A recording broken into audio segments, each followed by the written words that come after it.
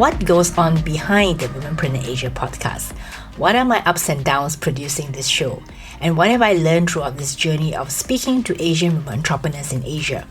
Hello and welcome to the final episode of Season 7 of the Womenpreneur Asia podcast, and I'm your host, Krista Goon. My mission is to uncover the stories and strategies of Asian women entrepreneurs in Asia to help you and inspire you as you navigate your own business journey. This episode is sponsored by Redbox Studio. Today's episode is episode 100, and I'm happy that you are here with me and we're getting into episode number 100 together. When I told Padmaja, a previous guest on this show, that I was hitting 100 episodes, she said we must do something together. And this is how Padmaja and I ended up recording this milestone episode. Padmaja is the CEO and founder of Siksha Group in India, where they offer learning and development for companies across India and globally. One of the best things about having friends across Asia is that I get a lot of support for my podcast. When I first mooted the idea in Hawaii in July 2019, my Asia Pacific friends said they loved the idea and many supported me through the first season. And when I first started it, I just wanted to have a go and do something different for myself. Something that was technically challenging and yet gave me a sense of fulfillment and accomplishment. And 100 episodes later, I am still happy to do this, despite the fact that I really need to carve out time to podcast. And having said that, I'm also officially announcing here that I'm writing an ebook about podcasting. So if you're listening to this, sign up for my email updates at womenpreneurasia.com and I will keep you updated when the ebook is for sale, plus some really exciting plans that I have in mind for this year. It sounds sexy to start a podcast, but I share with you in my ebook my own experiences of producing a podcast on my own. Today's episode digs a little into those experiences. Think of it as a behind the scenes of podcasting and a little teaser for the ebook. Enjoy this episode. So, most of the time, I'm the one talking to my guests and interviewing them and bringing them on and asking them about their stories and how they started their businesses and what they're doing in their businesses and how they've grown and sustained it over the years. But today, for episode 100, I am in a very special position because I'm interviewed by my previous podcast guest, Padmaja, who is in India. And at the same time, we're also kind of nervous and excited about the prospect of shifting roles or flipping roles, as we call it. Hello, Padmaja. Thank you for doing this. Hi, Krista. What a pleasure to interviewing you and also occupying the chair that you did. And I can assure you it's not as easy as I thought it would be to play the role that you've been playing all this while. And let me begin by congratulating you for a milestone achievement of hitting a century with your podcast. I can only be reminded of what Walt Disney happened to say in his quote, which said, all our dreams can come true if we have the courage to pursue them. And I think you're literally living by that quote. So on that note, I want to invite you to begin this podcast by sharing what really inspired you to even having started this podcast series. Thank you, Padmaja, for that. Because I think sometimes, when we're doing what we're doing, we never really notice it until we hit a specific milestone. And for me, episode 100 was never in my mind at all when I started my podcast. And what inspired me? That's a really good question, because I was in a leadership program in Hawaii in 2019. And before we went for that 2-week program, we were all asked to pitch a project that we wanted to do or we wanted to embark into, right? So for me, I don't like going unprepared. I'm one of those people who like going into things prepared, like fully knowing A to Z. And so I was thinking really hard. And because I'm in a business that is really fully digital, I wanted to do something along the same lines. Like it was a digital project that I could do and something that I really felt that I wanted to do for myself. In a way, I always tell people this, I'm scratching my own itch. I wanted to hear stories of other women across Asia. So that's how I pitched that project. But when I pitched it, it was really, really small. I think of it now as small because I pitched it rather as a Malaysian podcast for Malaysian women and interviewing Malaysian women entrepreneurs. But when I went there, my program coordinator, Liz, told me that, I must think bigger. It's like, yes, you have many Malaysian women entrepreneurs in Malaysia. You're a fairly big country, but it's still too small. And being the person that I am, I was thinking, okay, how can we make it bigger? Like, what kinds of people would I include? And then I looked around the room and I saw that the rest of my peers were from Asia Pacific, from India, from Sri Lanka, from Philippines, from Samoa, all the different nations. And I told myself, well, what if I enlarged it to include Asia? And that me being me, so the moment I thought of that, I told my friends, you've got to help me, right? Because I don't know anyone in your country, or at least I didn't know anyone then except you in the program. So they told me, great, if you're going to start it, we will help you find the women that you want to interview from different countries in Asia. And so that's how the idea came about. But I really had no idea how I was going to do it. Honestly, this is me speaking from the very bottom of my house. Like, I have no idea how to make it happen. But I promised other people I'll bring them on, but I had no idea. See, when we talk about women entrepreneurs connecting to what you did, right? We talk about one of the critical and essential skills in today's world for women entrepreneurs, which is power of networking. And what you essentially did is, having captured that power in you to network and source and influence, and from the first podcast to the 100th, I think it's a tremendous journey that you've been able to navigate. And I'm sure that there would have been a lot of ups and downs in having to reach this specific milestone. So I'm going to throw in certain reflective questions at you to kind of like a flashback, taking you back to your days, not to many years ago, but from the time you actually envisaged. And before I do that, you must be one amongst the many who would even think of starting a project after going all the way to Hawaii. I'm told that people visit Hawaii for a holiday. And you are somebody, who literally has been an outlier doing something totally business driven going to Hawaii. So having said that, let me backtrack. So tell me, in terms of the many Asian women in business that you've interviewed,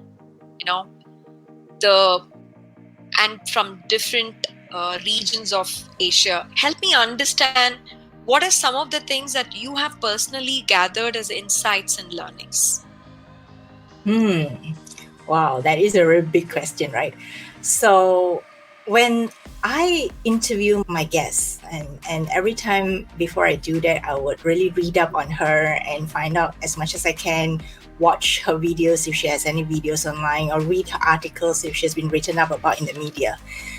And reading about a person or finding out about a person from third-party sources is never as interesting as talking to the woman in the actual interview. And I'm sure you know that, right, Padmaja? I'm sure you know that. I mean, you yourself in business for so long, you've talked to lots of people.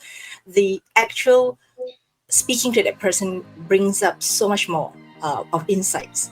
So for myself, I think what I have learned from all these women is that a lot of women, regardless of whether they're startup founders, whether they just started a business a year ago or 2 years ago, or even those who have been in business for 30 years, a lot of the women are just like you and me.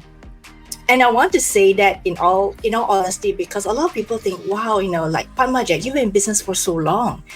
And I'm sure people look up to you and say, wow, I wish, whenever I talk to Padmaja, I feel like, oh, I'm so intimidated. She's been in business for like so many decades, right? And every woman I talk to, regardless of how successful they are, how many millions they've made, they're just women like you and I, with their own hopes, with their own dreams, and even their own fears and even their own doubts. And sometimes I ask myself, but you're so successful. Like, how could you doubt yourself? And many of them say they're still assailed by doubts. Doubts whether should they take this business risk? Should they do this thing with a new partner? should they enlarge their business offerings to a new region, for instance, or enter a new market? Maybe we just feel like, well, we just need some more assurance or certainty before we even take that leap. But I can assure you that a lot of women, whether they're young or old, whether they're starting out or been in business for 30, 40 years, they have exactly every single thing that we have, right? We have our everyday doubts and fears and issues with confidence and trying to figure our way out. But I think one of the good things about women who are entrepreneurs is that we always figure a way out. We don't know how. Like we'll always be like, oh, I have this problem, this issue, this challenge. But eventually they will figure it out. Because I think there's something special about entrepreneurship is that it makes us stronger, if I could say that, stronger mentally. We start to get excited about finding solutions. I think a lot of women who are entrepreneurs like to find solutions. They So like true. to really figure it out. And when they figure it out, they overcome that hurdle, they start feeling much better about whatever that they were worried about, and then they grow. And I think that is the thing, right? I think in your business, Padmaja, I'm sure you've seen this. People need to grow. People grow through challenges far more than they grow through ease and comfort. And So like very the good life, the good, if you give everyone good things in life, I don't think they'll grow as much as if you give them some hardship, some challenges to overcome, some problem to solve, and if they can solve that problem, they feel so good about themselves. So I think the women that I've learned in my all my episodes is that women who really overcome their challenges entrepreneurially, they really start to have more confidence in the things that they are doing. Even if they are very successful, they still have doubts. And I think one of the key things that I remember is women often have a hard time saying no. Because we feel like, oh, we want to help other people. We want to say yes to other people a lot of the times. And a lot of times women tell me, now I'm no longer afraid of saying no, because now I know that if I say yes to other people, I don't have time for myself. Yeah, so I find that these are the things that stand out for me a lot, is that women are the same everywhere, and we all have the same fears and doubts and challenges in life. But if we can actually overcome them, we get so much better at handling everything else that comes our way. So lovely. What a beautiful insight. And I think talking to you makes me feel reassured and reaffirmed that I am not very different from others, or others are not so different from me, right? And I think one of the success factors that has driven a lot of women like you and me is the power of resilience and perseverance. That's kind of, I would say, integrated in our DNA, or it's literally embedded in our DNA. And I think that's what makes us fall but rise once again to kind of achieving that what we want to achieve. So I'm super glad to hear that there's a lot of resonance I'm able to gather and make me feel a lot more confident to hear what you said. So also help me understand, you've been doing this podcast for some time now, isn't it? How has sport really influenced either your perspective or your business per se? Because when you wanted to kind of set a project to do, why even podcast? Why not something else? So I am that kind of person who likes challenges. And I think that by saying that, I don't want people to think that I'm kind of crazy, like I'll do anything and everything. But for me, my challenges are really about benchmarking myself. I like trying new things. And so because I'm in the web development and marketing space online, I find that being able to do something still in the digital space is something that I really gravitate towards. And why podcasting, right? So I was asked this question too when I was in Hawaii, like, why podcasting? Why not video? Why not, some other things, right? And I told my peers this, and I also told my program coordinator, is that number one, I had never tried podcasting, so I wanted to do that for myself to try how does it feel like to be a podcaster. Two, I know that video and audio will be still one of the biggest ways that people can be influenced and be impacted. Because these days, I know, I mean, you and me, we both love to read. Reading is really precious to us. But I know there are other people out there who really like different ways of accessing information. And the other point that I wanted to look at was because I was listening to podcasts for more than 10 years before I even started my own. Wow. I really enjoyed listening to podcasts because they enabled me to do two things at one time. Being the multitasker that I am, right? I would be taking a walk in a park and I would have my headphones plugged in and I'll be listening to a podcast about marketing. Or I would be doing my laundry, right? I'll be doing my laundry and it's such a boring thing. But time would pass by quickly if I turned on my my phone and I could listen to a podcast while doing my laundry, or even cooking or doing stuff in the house like cleaning and decluttering. So for me, it was a 2-in-1. So I was thinking to myself, okay, if I could do something while listening to it, I mean, it would also mean that a lot of people probably might be the same like me, right? They wanted to maximize their time, but also learn at the same time. And the other reason that I also thought about podcasting was because I felt that nothing is as intimate as audio in your ears. You can hear it already while you're talking. You can hear the emotions, right? You can hear the things that the person is telling you, but it's different from reading on paper. And it's different from watching a video, because if I watch a video, I have to be in front of my laptop to watch a video, or at least pay attention to what the person is trying to say and do on the video. But if I'm hearing a podcast, I could put that earbud in my ear and I could listen to it. I could get the full range of emotions of that person. And after listening to the podcast, feeling like, wow, I know that person. Even though I don't know that person, it's a very strange phenomenon for me. I felt that, wow, it's very intimate. It's very intimate. And then after a while of listening over and over again to the same person or even the same host, you start to feel like, wow, she's my friend. I am her friend. I like this person, and the knowing and liking and trusting that person actually is influence, right? You're influencing someone in a way. If the person listens to you once a week, once a month, doesn't matter. And because podcast is so accessible, even if you miss listening to this episode, right? Come back to it in another 3 years or 2 months or 3 months. It is still there. It's still available and ready for you, and you can still access that conversation anytime. So for me, I felt, given all these things, and of course the final one is that I always felt that women always find it very difficult to get on video. It's like, oh, do I have to put on my makeup? Do I have to do my hair? Do I have to look like picture perfect? And then when I tell my guests that, hey, don't worry, we're going to be doing audio only, so we'll only be hearing your beautiful voice. So they'll be like, okay, that's doable. Okay, I don't have to get my hair done or put on makeup and stuff. I could still be in my pajamas if I wanted to, technically, to record an episode, right? So that itself became a compelling reason for many of them saying, yeah, it's only audio, right? I say, yeah, it's only audio, so don't worry.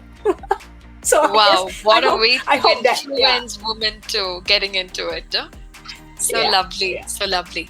So I know that you have your own reasons, like you shared, coming from your own background in terms of the education or the technology, and the various other reasons that you shared right now in terms of why podcast as a medium. I'm sure there would have been a lot of highs and lows when you set path into this journey, like any other entrepreneur like me or many others that you've interviewed. Have you ever come across any highs as well as the lows? Because I can only imagine being in your shoes that it must be very exciting, interesting. And I can't really think of any lowlights that you might have undergone through this process. So I'm very curious to know. I wish it's all about the highlights, right? I mean, if only life was all the highlights. No, I mean, to me, when I first started, no one knew me. Okay, no one knew. I mean, even now, I'm not super famous. No one knows me. I'm not a celebrity. Okay, let's just put it. I'm not a celebrity. No one knows me. It's only within certain circles, like I promote myself on LinkedIn, people know that I have a podcast. So in the beginning, I had a plan. So I pitched all my friends. I told my friends, hey, get on my podcast, help me out. And they'll be like, yeah, sure. We'll be there to support you. So those were the highlights, right? Like my friends came on board to support me. And when I told them I was starting a podcast, they were so excited. They didn't know what it meant. They just say, hey, we'll support you. We'll open doors for you, right? We'll introduce you to other women that we know who'll be happy to be on the podcast. So those were the highlights. And the highlights are interesting.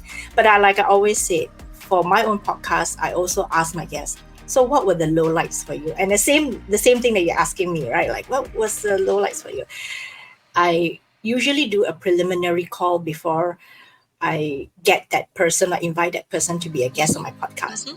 So there was once I got referred to this particular lady, and my friend was very enthusiastic. She said, oh, you've got to interview her. She's super successful. She has very good business acumen, and she will tell you all kinds of stories. So when I got on the phone with her, the first thing she asked me was, I've been on many types of media. So how big is your podcast again? So I was like, I told her, honestly, I'm not very big, but you were referred by a friend whom I respected. So I wanted to give you a call so that we could see whether would you be interested, because I never make this assumption that everyone wants to be on my podcast. I don't think it is, good of me to assume that either, because I need to explain what the podcast concept is about. Sure. And so and so she told me that. She said, how big is it? Then I said, it's not very big. I mean, at that point in time, I just started. And then she was quite dismissive, and she was saying, but I've been on so many interviews on TV and radio and all that. So in a way, she's trying to tell me, like, what the heck would I want to be on a podcast, right? Like, she's trying to tell me in a not so nice way. So I felt a bit like, well, couldn't you help another woman out? I mean, if I wanted to just share your story, wouldn't you want your story to be shared? Unless you are already sick and tired of media attention, or sick and tired of getting all the media to come to you. But she was to me, I felt like she was quite rude. So after that call, I told myself, wow, this is such a revelation to me. I never thought that it was such a hard thing to get someone to tell their story. And so I told her after that, very politely but very firmly, that it's okay, because my podcast is not a huge one. So you don't have to force yourself to be on my podcast. So it was a very good way for me to learn that not everyone is kind. I mean, not everyone wants to do this for themselves or even for other people. So it is something that I learned for myself. So that's why my preliminary calls is actually a good way for me to gauge, do I have rapport with that person? Will I actually enjoy talking to that person? Because sometimes if I don't enjoy, after that call, I would send an email and say, I'm so sorry. I would love to have you on my podcast, but it's just that perhaps our values don't align. I mean, honestly, sometimes the values just don't align. They want to talk about success all the way. I tell them, no, we have to talk about the failures too. It's not just the highlights, but also the lowlights. And some people don't like to talk about the lowlights. And it's okay. I can imagine. So 2 things that I take away from what you shared right now. I think one is, not everybody shares the same excitement and the purpose that we live for. And secondly, when you run a podcast of this nature, and considering the fact that you're doing it for a larger purpose, it's just not the questions that you articulate and the response that you hear. You also want to weave in the real purpose that you want the audience to take away. So the authenticity that you are exploring, the vulnerabilities that you want people to share, if that chemistry is not struck in the conversation, I see as a podcaster that you don't feel that you've achieved what you wanted to achieve, and resonates very well with any business. So when I work with my clients, they can be the Fortune 100 to 500 odd listed clients. But I think it's so very true that in every client relationship, unless you hit that chemistry, you don't have that satiety of having achieved the core purpose of who you are and why you're driving the business for your own self, isn't it? Yeah. And that is so true, because at the end of the day, why we do this, why we do what we do, whether it's business, whether it's a podcast, is because we want to serve the greater good. And I'm sure in our businesses, even though sometimes business is about offering a solution, offering something, a product, but if we look at it in a bigger picture, we are all trying to serve a greater good, right? With our product, with a solution, with whatever we're doing. So I look at my episodes as a product, something that I'm putting out there for the world to listen to. And here I am trying to get, in a way, my partner or collaborator in the process to come on board and share her story. And to have it, like, to tell it back in a not so nice way, is like she literally snubbed me. I felt it was really rude. I mean, regardless of who I am, right? Regardless of whoever we are, I mean, there should be some kind of level of kindness and respect. Even if you don't want to do it, you can politely say, hey, I appreciate you reaching out to me, but this is not the right time for me. And I've had people say that to me, and I take that, very well, because I think that, yeah, perhaps it's not the right time. Sometimes it's not even me. Sometimes it's they are in a business situation whereby they are not comfortable at all to reveal anything, because they're in the process of like either transitioning, pivoting, or not sure of what they want to share with the world, which I understand. If you could tell me that honestly, I think we would part ways in a much better way than like, I don't want to be in a podcast. That's it. You're not huge enough for me. So yeah. So that was. But then what I really want to acknowledge and appreciate is that you stood by your values, isn't it? At the end of the day, while the experience wasn't something that you anticipated or wasn't favorable, but there was something that you were able to assert yourself to stand by what you stood. And I think that's kudos to you, because not many would have been able to do what you did, Krista. And I can confidently state from my own years of experience of having met many other corporate women leaders, or when we train women leaders across the globe, this is one thing that a lot of women struggle with. And I think you've done it with such a grace and ease. And also taking it as a lesson learned, which is brilliant per se. Moving on, I'm just thinking, what are the other questions that will not only excite me to ask, but certainly excite some of the audience that's going to listen to your podcast today. So tell me something more. You mentioned about preparation, right? You do your prelims. Is there a kind of a process or a checklist that you've been able to put together, or is it kind of very organic in its approach and you let it be? Because I'm sure, having to listen to your conversation today, there might be a lot of folks that you might inspire to make them become future podcasters. Who knows? So that said, what are some of the processes that has worked favorable for you in making a successful podcast?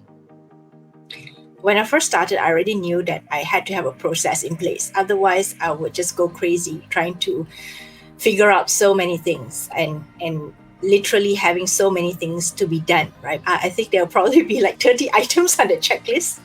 It's like that many things on the checklist.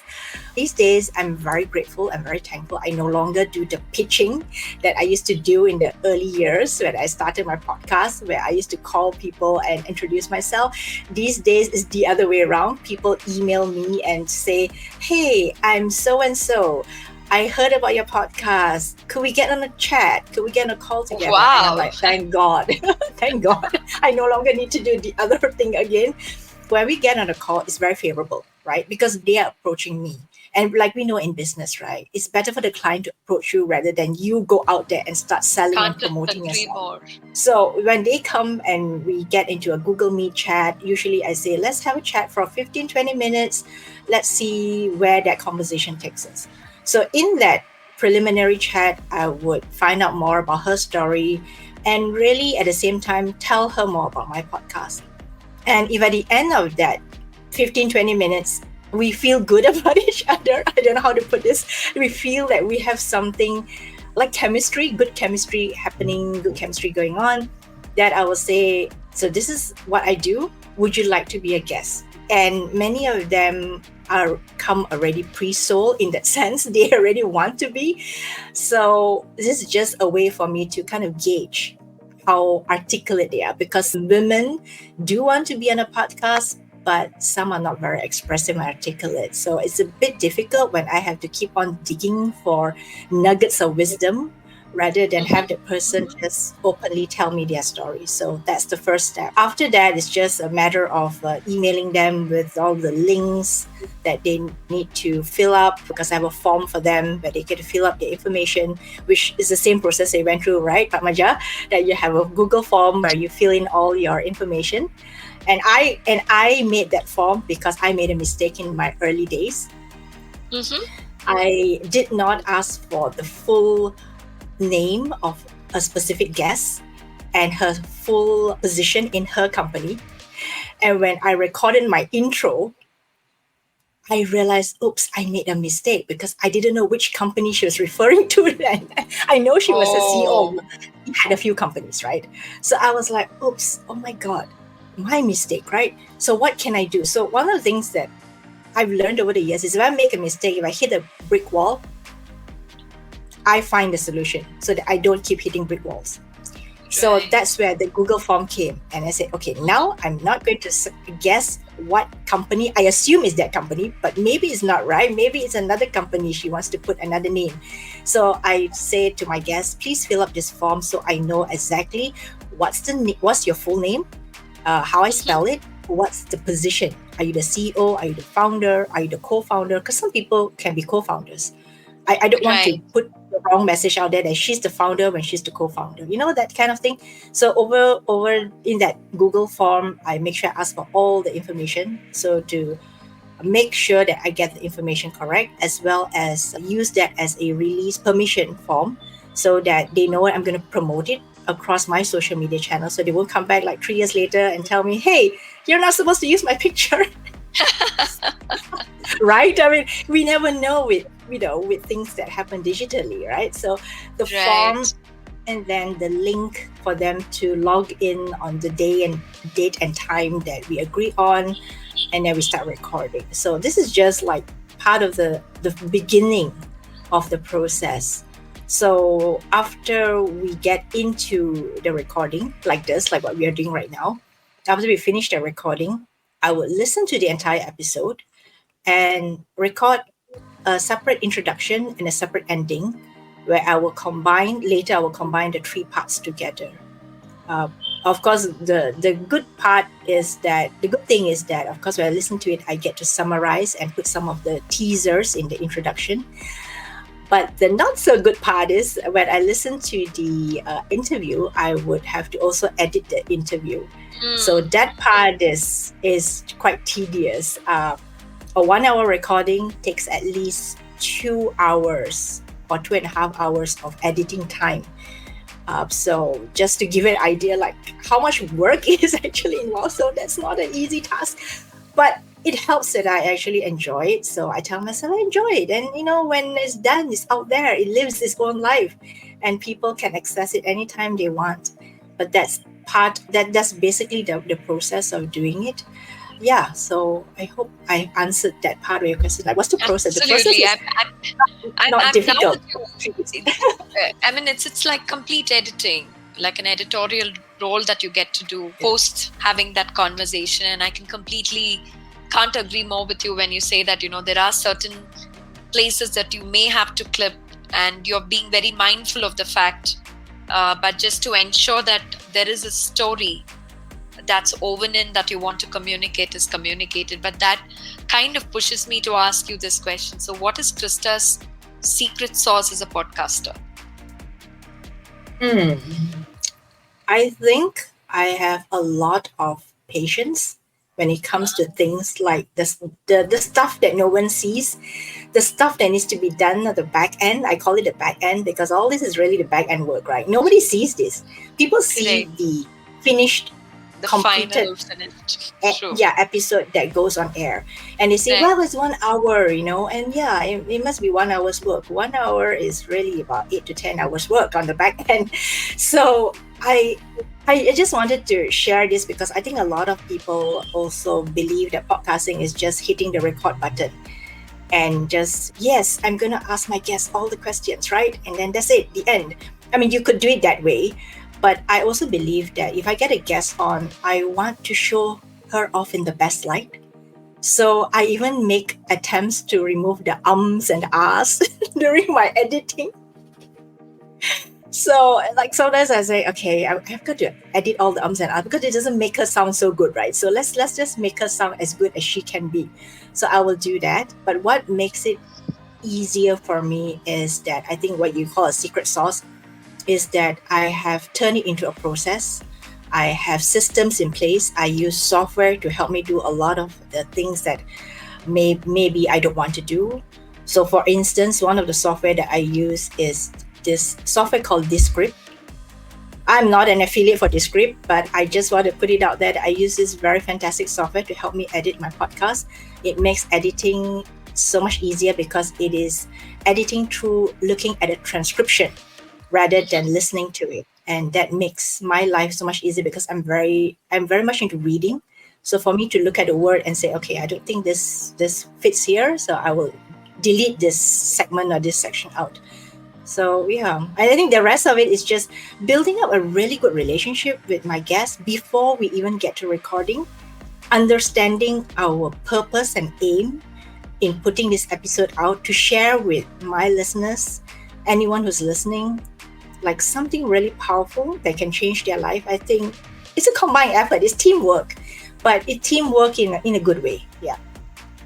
So that kind of want me to ask, so do you have a team that you work with, or are you solopreneur altogether? So how have you been able to kind of grow that path, or are you just operating still on your own? Tell me a little more about it. I started solo. I actually did outsource a lot of the earlier editing and all the post-production to someone that I knew. After that, I brought it in-house because my husband, who is also my business partner, decided that he could do a better job. So we brought it in-house, and because also the other thing is the man behind the woman's success. Okay. Because I also brought it back in-house because I felt it was faster for me. Because I could just tell, okay, this part, I just want to do this. And now he really knows the style that I want to put it in, how I want to combine my 3 segments of the episode. So he will do it for me. The rest of the stuff, because I do digital marketing, so for me, creating all those social media posts and all that, I still create it on my own. Because I feel that I know my guests well. I know which parts I want to really highlight. So for me right now, I haven't really had someone to help me. But because I do seasonal, so I'm not really pushed for time. So I think that's one of the things that I'm still doing it solo. So a lot of people think, wow, you must have a team. I say, no, I'm just doing it by myself. But I do have systems, I do have processes, and I do have really great software to help me out. So it's doable. Lovely. Wow. That's like too much of work, Ed. I think it's your passion that drives you to do what you're doing so very well. And I think by the 100th episode that you've reached, there is a lot of experience, the experiments-driven experience and the expertise that you would have mastered. I'm sure very soon we should expect a book rolling out of your sleeve, Krista, in terms of combining the emotions, the people, the process, and the systems put together as to how one can become a better podcaster, isn't it? That is true, because as I've started podcasting, one of the questions I always get asked is this: how can I start a podcast like you? I mean, it is really something which I totally did not expect. And every time someone asks me this question, I'm like, oh, okay. And because I'm a business kind of person, right? So I think, there's a potential there to do something else, to spin it off as perhaps, like you say, a book, right? So I'm in the process of creating something to help people who are interested in podcasting. But as with, because of my nature, right? I always feel like, okay, if I'm going to do this, it can't be just like the kinds of information that's available out there. I mean, today we wanted to start a podcast. You could easily Google how to start a podcast and you can get Sure. a ton of information. I mean, I'm not the first one doing it anyway. But how can I make it unique and make it thoroughly useful for the person who wants to learn from me, whether it is from a book or an ebook or a course or whatever that I'm going to put out there, is that my own spin on it. And my own spin on it is, I feel sometimes, is all this meta thinking. The meta thinking meaning that sometimes I think, okay, now if I were to start over, what would I really want to focus on? That is going to be in the information or the knowledge that I'm going to share out there with the people who really want to learn this. Because I think people don't think about it from the meta point of view. They think about it from the, like, okay, step one, tell me what do I do? What microphone do I buy? I mean, plenty of information out there. Just go and watch some YouTube videos. You'll find all the information. But what you don't get is actually the strategic thinking before you even start your podcast. And to me, that is far more exciting, because if you don't get that straightened out in your own head, you will not get past episode 3. You will fizzle out because you have no energy, and more importantly, you have no purpose of why you're doing this. You're doing it because everyone else is doing it, right? But you have to do it because you believe in it so much. And I always say, if you believe in it so much, you will wake up and you will do it. Even if it takes you 8 to 10 hours to produce a single episode, you will do it, right? So that gives you the energy. Yeah. So the strategic thinking part is something that I believe I can teach well, because I've gone through that process myself. I just, give myself all those questions before I even got started. And I wish you all the very best in making that vision of yours come to reality very soon. And I'm sure that's going to benefit a whole lot of audience that you're reaching out to through your podcast. What's next, Krista? 100 episodes, right? Wow. Is it the 200? Is it only Asia? Is it only women? I'm going to ask the question. Really curious to know, okay, what's next? I think for me, the numbers are interesting, of course. Given time, anyone can reach 1,000 episodes, right? I mean, it's just a matter of time and effort. You put it in and you get 1,000 episodes. But for me, it's not really about that anymore. A lot of times, I'm very excited at what comes after this. What I mean by that is that I will still continue podcasting, but I will also be exploring different ways of sharing what I know. And perhaps this is also where we can talk about how we can work together across different countries. Because I've met and connected with so many amazing, wonderful women across Asia, from India to Japan to Vietnam, Indonesia. And I find that women in Asia, because I talk to them in Asia, is that women always want to do something together. We're collaborative creatures. Absolutely. We want to grow something, and we also want to grow something that's also beyond ourselves, right? After a certain number of years in business, you know how to do what you do every single day. But in order to keep our passion, or at least the fire burning inside, we need to always reinvent ourselves. By reinventing themselves, they would really reignite something in them again. Whether it is a passion for something else, maybe right now they already had a certain level in their business. They can just leave it to their team to manage, or they just want to try something else. Perhaps that is also a coming together of women in different countries. I like a movement. I'm not too sure. Maybe it could be a movement. Maybe we could have a conference, a summit that brings all the best brains, best Asian women's brains together to do something really, really different. Based on our cultural nuances, cultural knowledge of ourselves and of other people around Asia. So who knows? It could be something bigger. One of the things I told one of my guests recently is that I never wanted to put my name in the podcast. Like someone told me, Coffee with Krista. I'm like, no, no, because when I started with the podcast name, I was very deliberate. I wanted it to be something that could be spun off into different things, into a brand of itself, by itself, for other purposes. So it's not just about me, even though I started it.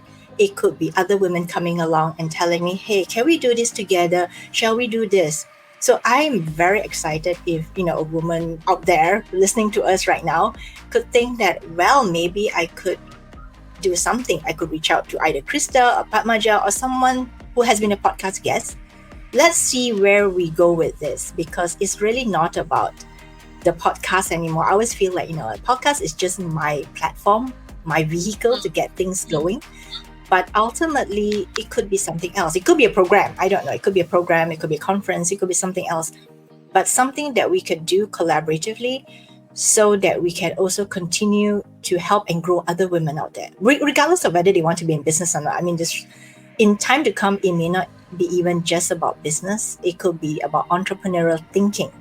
And I think if we can have entrepreneurial thinking, it's a far more powerful way to think about our future, right? I mean, these days of things are happening so fast. Like, we have so many things, like AI is happening, right? People are worried about losing jobs. Women have access in certain areas but don't have access in certain areas.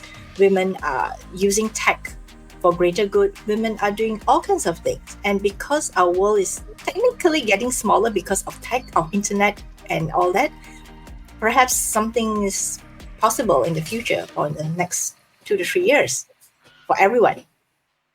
And while you're talking, and I'm thinking, love, Krista, with so many women from different parts of Asia and different businesses, different challenges, success stories, their own fears, putting that all together as lessons that you could really use this as a medium to share.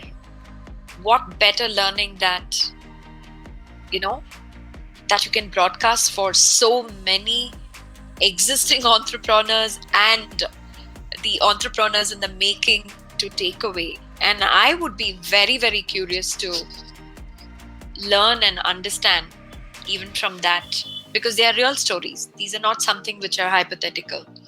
And that collaborative data, that what you have gathered, I think it's a wealth of real-time knowledge that you are sitting on.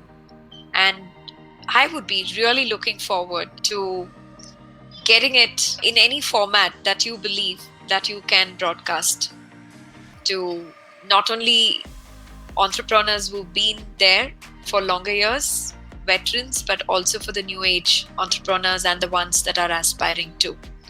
One last question to you, Krista. What inspires you to continue doing what you're doing? What inspires me is the fact that I can use what I'm doing as a way to help another woman think differently about herself, about her business, but more about herself. Because I think sometimes if we don't hear another woman's story, if we don't have access to that story, we always feel that we are alone in whatever that we are doing, whether it is our business, whether it's our career, whether it is our problems and challenges in life, right? But if we can hear it, we don't feel that we are alone. We don't feel that we are, I'm here, only I have this problem. Uniquely, it is only me with this terrible problem or unsolvable issue or dilemma. But the moment you can hear that, wow, there's a podcast guest on Womenpreneur Asia who also had that problem and who also managed to overcome it, that itself would be such an inspiration. Okay, now I know someone has been able to do something about that problem. And to really give that person, the listener, hope, courage, and optimism to move forward. Because if you can give someone hope, courage, and optimism to move forward, the person doesn't feel that they are so alone is one, but they also feel like, wow, if I can give someone hope, and I think that we should all be doing this, regardless of whether we have a podcast or not, whether it is in our daily lives or with our clients or with the people around us. If we can give people hope, you have changed someone's life. Because the person probably came from a place that was hopelessness, not feeling good, and that's where all the depression and mental illness comes from, right? Like you keep rethinking your problem and thinking you're the only one suffering from it. But if you start listening to my podcast, like not even my podcast, anybody else's podcast who has this kind of stories and sharing, then you feel that you're not alone, one. Two is that if someone has solved that problem, so can you. And three, if I continue listening, I'll be imbued with more optimism and more courage to try new things. And that itself for me is something that I strive for. It's like if I've given only one person, it doesn't have to be 10 million people or 20 million people, just one person has changed their life because they listened to Womenpreneur Asia, because they came and say, hey, I listened to Krista and Padmaja today. I'm going to change something in my life. I'm going to do something that I never had the courage to do before, because before this, I never had courage. I never thought I could have the courage to do this. And so to me, that one thing can become a ripple effect. If the person can change her life, she can change other people's lives as well. So I think that's what, in a way, I'm trying to do, is like start with one person, but over time, I hope that one person will imbue others with other things that she can help them with. But it starts with hope, and it starts with being hopeful that at least I tried and changed one person's life. Lovely. So if I have to really look at a tagline for Womenpreneur Asia, I can already see that it's inspiring hope, courage, optimism. Oh, thank you. Thank you for saying that. Right? Thank you. And I'm sure that's exactly what many others that you've interviewed would have also possibly infused, enabled and empowered many. Some you would have gotten to hear back, and maybe there are millions who haven't shared it with you directly. What is one thing that you want to say, or maybe something that you would want to state as your voice to your audience in your 100th episode, Krista? Well, first of all, I'm really glad. If you're listening to the 100th episode, I'm really glad that you're here. You may have just found the 100th episode because it's episode 100, but I hope that you can also go back and listen to the other fantastic stories of other women who have been interviewed by me, and listen to it so that you can learn something that you can try to do for yourself. And have this belief that no matter where you are in your life right now, and sometimes some people feel that they're in a place where they feel that they can't get out of, or they feel in a place that they're not confident. And I think confidence is something that women grapple with a lot. And I feel that the more we do it, the more confident we get. Whatever it is that you try to do, right? Whatever you want to do, take the baby step, do it. Look at me, Abid. I started with the aspiration to do a podcast, not knowing how to do one. And look at me, here I am, episode 100, right? Maybe you may not want to start a podcast. It's okay, it's not about a podcast, but maybe there's something in your own community, in your own business that you want to try, but you may not have the confidence to do so. I always tell people, just take one step. You don't need to know 100% of what you need to do. Along the way, people will come and tell you. So for me, how I learned these days is this. Even after I've started my podcast, my guests, like yourself, Padmaja, you've come and collaborated with me. People have come and approached me and told, hey, can we do this? Shall we do this? Are you open to doing this? And I'm like, yeah, why not? If it aligns with my values, I mean, people can come and give you really good feedback. So you don't have to be the smartest person in the room. You don't have to know every single thing. Just know that you have to do one first step. If you can take one action, your one action can help you take the second action, and so on and so forth. And even if you're clueless about things, you can always learn. I mean, today our world is filled with opportunity to learn at every place, right? You have YouTube, you have Google. You have no reason not to learn. But if you ever do feel that you want to learn from a real person, and here's my invitation to you who's listening to this, is just reach out to all my guests, right? Their LinkedIn profiles are there. Their company websites are there. You can just reach out to them, and you will probably make a new friend and make a new connection. And then you can say, hey, Padmaja, I heard you've been very successful in business. Can I learn from you? And I'm always very, very surprised why people never ask that. Like, why people never ask this question? Like, I know a successful woman. Let me learn from her. What is stopping people from learning from her? That's my number one question, right? I mean, just reach out to the person. I mean, just be a little bit thick-skinned. and she may snub you like I was snubbed, right? I mean, people may snub you. You may get rejected. You may say, no, I don't have time for you. It's fine. But at least make it a point to ask for help and ask someone to help you if you're ever in a problem or a dilemma. And all my guests have their contacts and LinkedIns and everything on the website. So you just go to womenpreneurasia.com. I give you the direct access to them. So there's no way that you cannot learn today. That's what I want to say. I mean, take baby steps, connect with women who are on my podcast, reach out to them, learn from them. And maybe, who knows, one day, you'll be just like them. Absolutely. And I think that's the generosity that you have in giving access in itself is living by your dream. And dreams are blueprints of reality. And I think that's exactly, Krista, through Womenpreneur Asia, that you're making it happen. And kudos once again for this 100th episode. And I wish you all the very best in not only making Womenpreneur Asia a big success, but using this as a channel to inspire hope, courage, and optimism in all those who listen to you and the podcast that you broadcast through this wonderful channel. Thank you so very much. It was indeed so delightful to have had this conversation. There is so much I'm taking away, and I sincerely believe that there is a lot more the audience are going to gain through your experience. Thank you, Padmaja. And I also want to put it out there that Padmaja is interviewing me the day before she leaves for her holiday. So she has made time for me. And I so appreciate that, because I know you have not packed, as you were saying. You have not packed yet.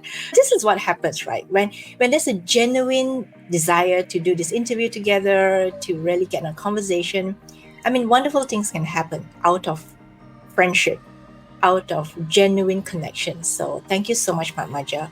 And maybe this is a good time to let people know, where are you from and what are you doing? So where am I from? So I live in this city called Bangalore in India. And I am an entrepreneur and I run 3 distinct organizations in the world of learning and leadership development. And being a woman entrepreneur myself, I also lead an organization, and I've co-founded an organization which is in the sphere of diversity, equity, and inclusion as well. So, and if you want to hear more about me, and Krista has already interviewed me in season 3, and I'm sure that would be a great place for you to know more about me. And like Krista said, please feel free to reach out to me, and I'm open to having another chat irrespective of whichever part of the world that I would want to travel, because I believe Womenpreneur Asia is very good in unpacking stories of what people otherwise might feel very shy to express. Yeah. Thank you for trusting me. Thank you for trusting me to tell your story. So I think that is also my privilege. Sometimes I'm so grateful because I get access to all this wonderful, amazing wisdom from all these wonderful women across Asia. So this genuinely from the heart. And I always tell people, this is the goal, right? I mean, somebody could actually do a PhD based on all the stories that I've done on my show. Sure, absolutely. That sparks multiple ideas in my head already. Okay, so we will. I should not get back into the interviewer mode because it feels like right now I'm interviewing you. So thank you so much. Definitely episode 100. I'm celebrating with all of you who are listening. I'm celebrating with all of you who are watching. And thank you, Padmaja, for being my partner in episode 100. Thank you. Thank you indeed. And 3 cheers for more success your way. And that's a wrap. A big thank you to Padmaja for helping me with this episode. You can find Padmaja's episode in Season 3, Episode 8. Padmaja is the CEO and founder of Siksha Group based in India, and she manages not 1 but 3 businesses. Siksha Group offers learning and development for companies globally. She is also the CEO of News Navigation, which specializes in executive coaching and organizational transformation solutions. Finally, she is the co-founder of We Mantra with Dr. Abha Bhartia, which enables individuals and organizations to identify and break barriers to co-create a diverse and inclusive ecosystem that unleashes human capital and growth. And I'm deeply humbled that she helped me out with this episode 100. Sometimes I check myself and I can't believe I've hit 100 episodes, but barring the 1 or 2 unpleasant situations, I have had such immense fun each time I get into a recording session with my Asian guest. I love how smart and insightful each woman is, and how much I personally have learned from every woman who has been on my show. And I'm learning so much about myself too. As much as this is a podcast, this is also my journey of learning that I'm sharing with the world and of course with you.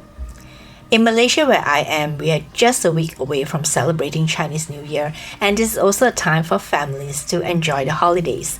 I will be enjoying my Chinese New Year holidays before I come back to work on Season 8 of the podcast, which will air in May, fingers crossed. Because besides creating my podcast, I have other responsibilities in my core business, which is in web development, communications, and marketing. So truly, there's really so much to do. But do subscribe to the podcast and share the podcast with a friend. Rate and review if you can, and if you'd like to email me, find the contact form on womenpreneurasia.com. And until then, thank you. I appreciate you, and I will see you in Season 8.